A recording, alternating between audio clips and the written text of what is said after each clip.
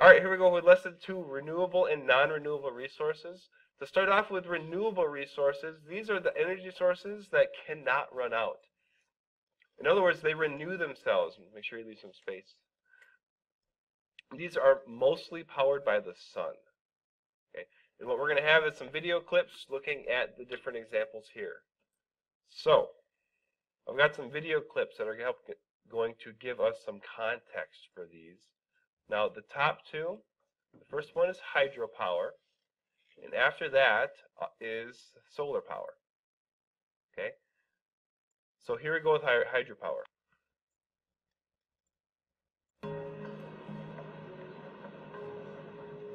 Hydro is the ideal electricity resource, and that's why we've developed pretty much all of it. To begin with, the energy comes from something we'll never run out of: gravity. Weather moves water uphill, and gravity brings it down through the turbines, and voila, electricity.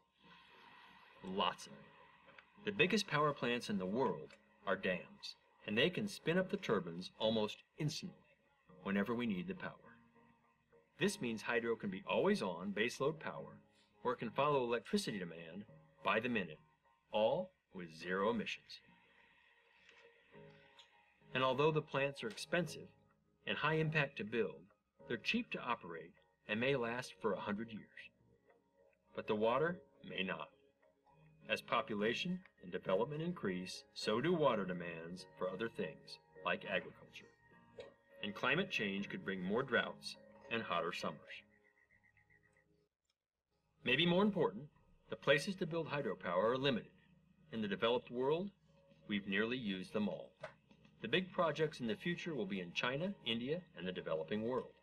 But there, as everywhere, damming a river has environmental, social, and economic impacts that not everyone is ready to bear. This is a picture of the turbine out of the dam that is the world's largest hydropower plant, the Three Gorges Dam in China. It's amazing how big these things can get.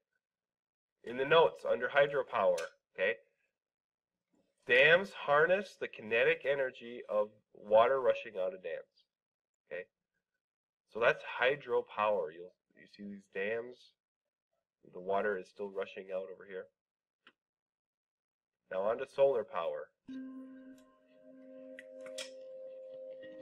The key points on solar: it's very clean and it's very expensive. Capturing the sun's energy is the most low-impact way to make electricity. The fuel is free and produces zero emissions.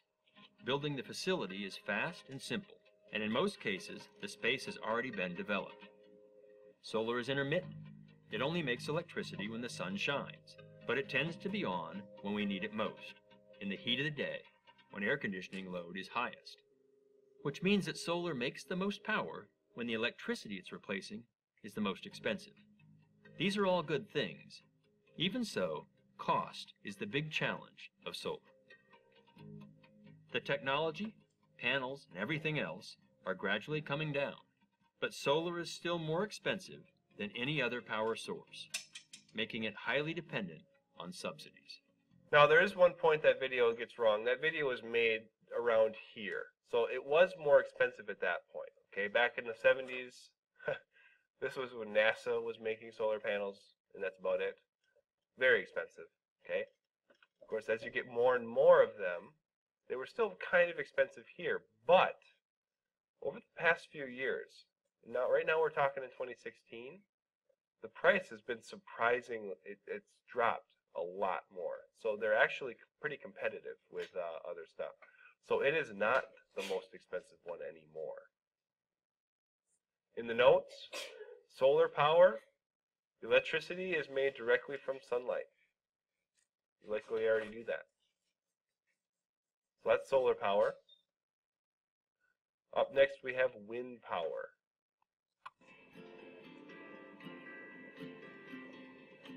So here's what you need to know about wind. It's the fastest growing renewable. Why? First, it's simple. Wind turns the blades, which turns a generator, and that makes electricity.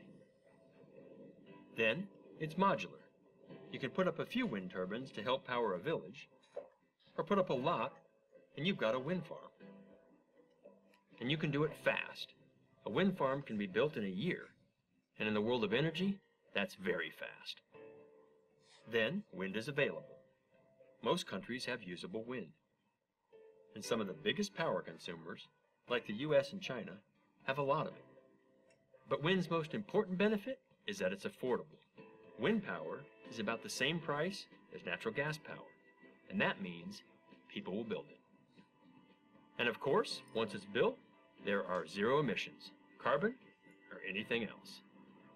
That's a pretty good deal. But wind has a few downsides. Some people don't want to look at all the turbines, and the closer they are, the less people want to look at them.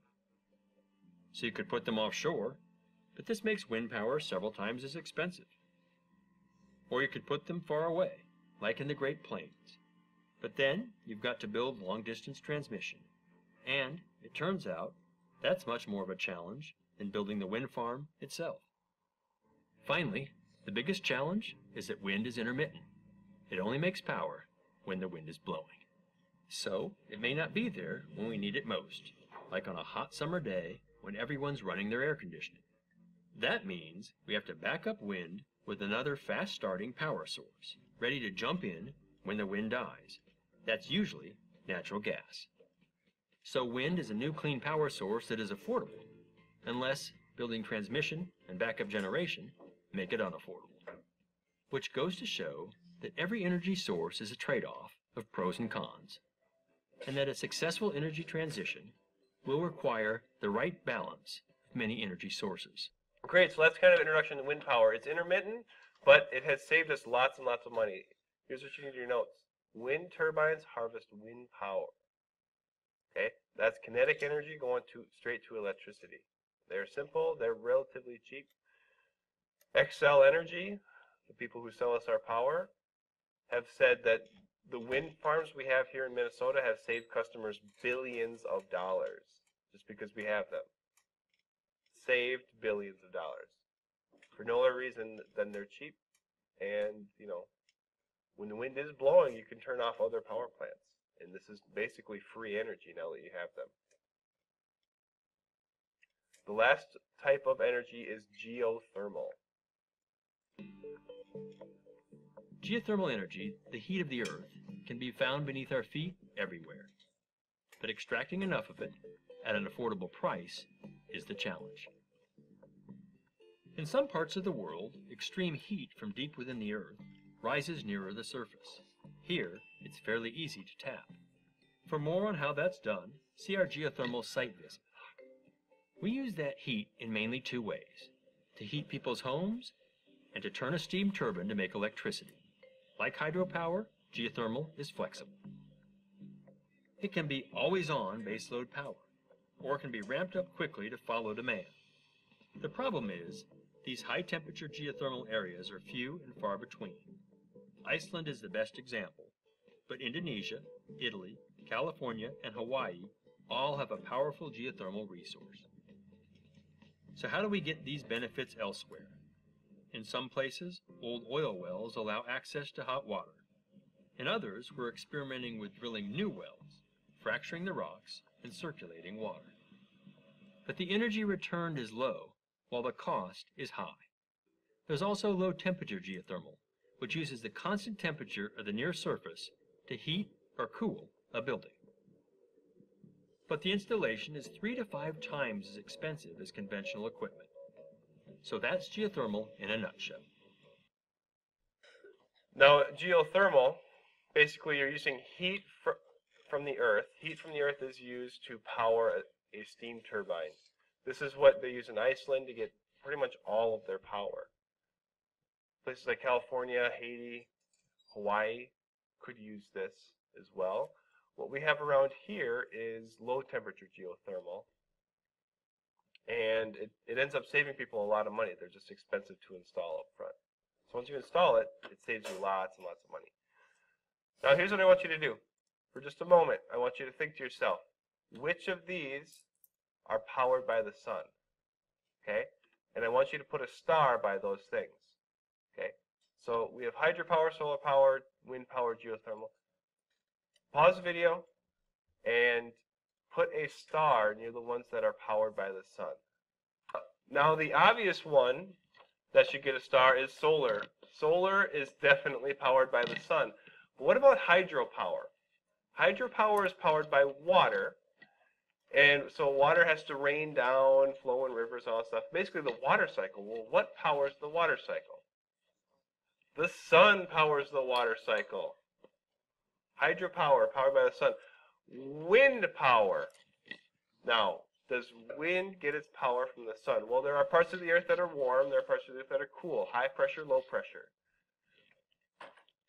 Wind is rushing from high pressure to low pressure, and so wind power is caused because the sun is causing low pressure areas.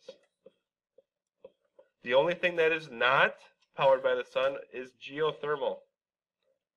Geothermal is not powered by the sun, it's powered by the heat inside of the earth.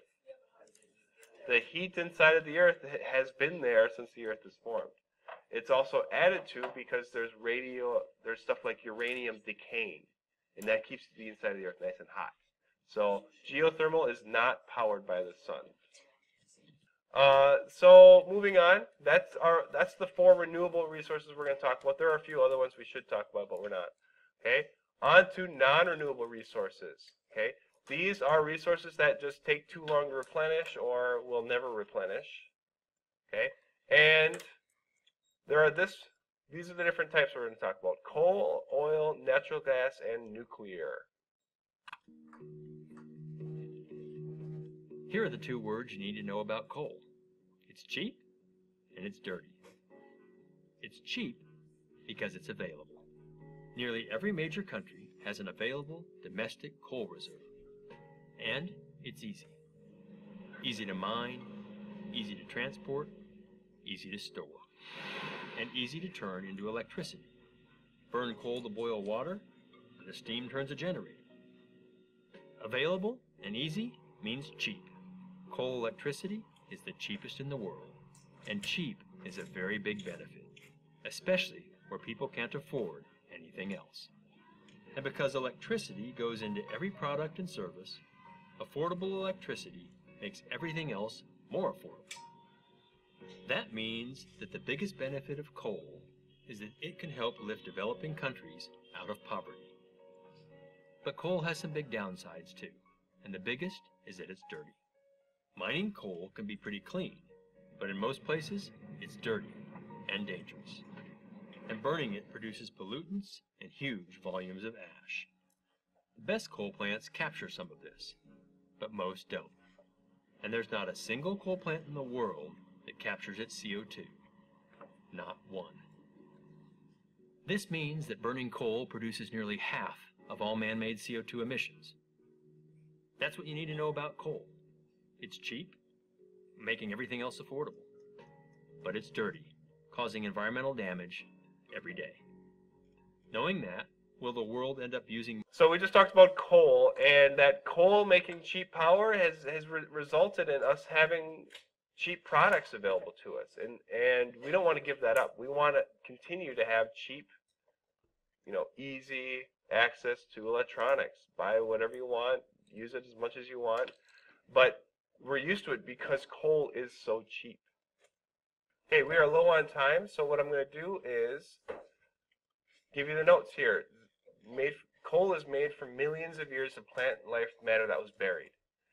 And so this is also powered by the sun, except it was millions of years ago that the light came from the sun, and we're now using it as we burn it. Oil, buried piles of algae from the bottom of the ocean. So also ancient sunlight made algae, all that other stuff.